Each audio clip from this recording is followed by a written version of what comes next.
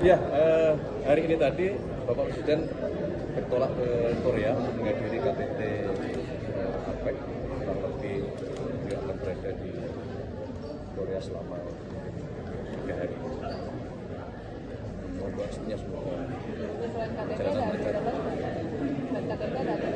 Tidak, hanya menghadiri KTT. Mas, kemarin Pak Kapolri bilang mau menyusun RUU narkotika ya Mas untuk menindak yang narkoba di Kuping. Itu memang udah ada pembahasan belum sih Mas? Iya, jadi memang berkali-kali sejak awal, sebagaimana disampaikan oleh Bapak Presiden, bahwa salah satu program yang kemudian juga dituangkan di Astagfirullah adalah mengenai pemberantasan masalah narkoba.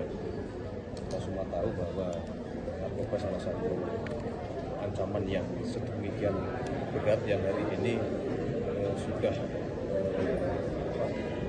mencapai 3,3 juta lebih yang terdampak karena narkoba ini, dan ini merusak kita semua, terutama merusak generasi ke depan. Oleh karena itulah Bapak Presiden menghendaki bagaimana kita bekerja keras bersama-sama dari sisi regulasi, bagaimana kita memastikan pemberantasan, dan terus terangnya kita ingin perang dengan masalah narkoba ini, meskipun sekali lagi tidak mudah karena ini berkaitan dengan jaring narkoba internasional kita, tapi juga di satu sisi kita ingin memperkuat kesadaran kita seluruh masyarakat, dimulai dari keluarga, kemudian lingkungan, kemudian di lembaga-lembaga pendidikan, bagaimana terus memberikan edukasi betapa berbahayanya masalah ancaman narkoba ini. Dan ini fungsi dari teman-teman juga pers dan media, bagian dari bagaimana kemudian kita memberikan edukasi dan kesadaran kepada masyarakat kita. Tidak perlu itu, kalau pakai bahasa gaul, kalau yang masih bersinggungan dengan narkoba itu desa, itu kampungan itu. Mas, kemarin kan ada 105 rumah sudah terima kunci yang dibayarkan Mas untuk dan dengan pemerintah. Kalau untuk masyarakat berpenghasilan rendah kapan nih Mas, dan mekanisme seperti apa sih Mas? Kalau untuk masyarakat berpenghasilan rendah yang dimaksud adalah pemanfaatan power smart grid, itu memang ada di blok yang terpisah dengan yang kemarin diperuntukkan bagi saudara-saudara kita ASN, TNI maupun Polri. Prosesnya sedang proses perbaikan. Kalau sudah siap akan kami sampaikan. Ada tipsnya nggak Pak? Secepatnya.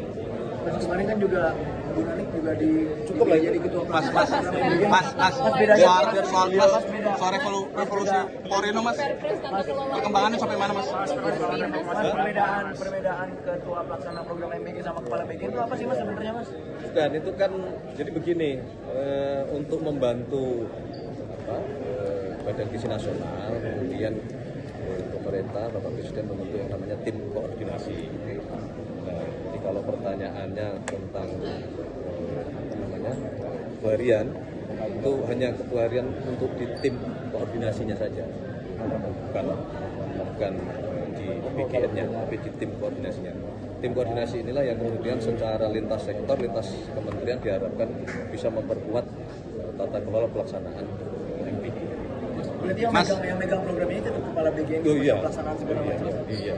Progres mobilisasi. Sabar dulu. Nanti ada waktunya, nanti ada.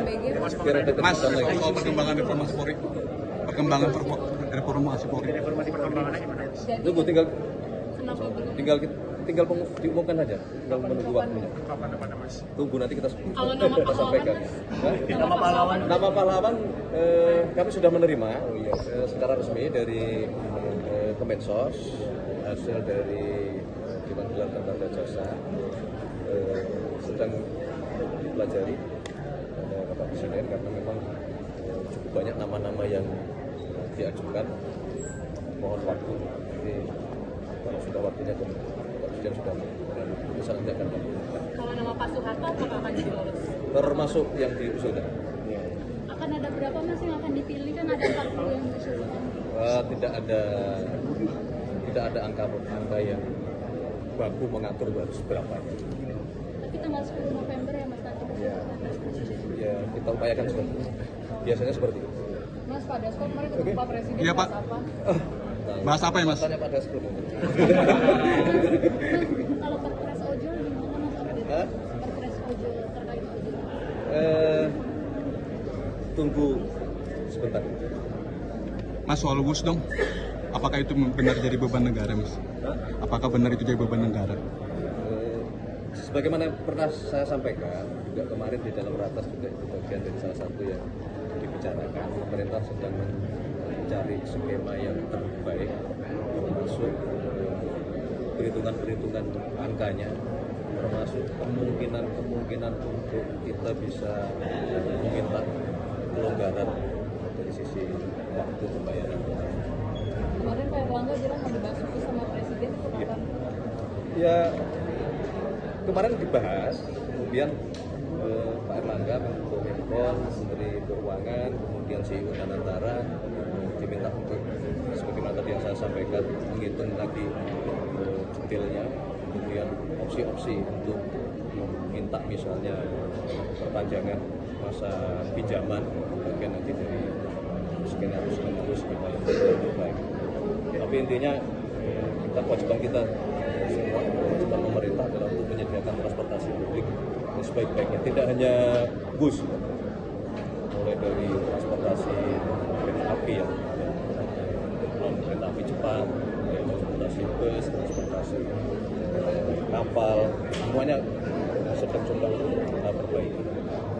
Oke, Oke, makasih, Mas. Boleh teman-teman ambil foto Pak.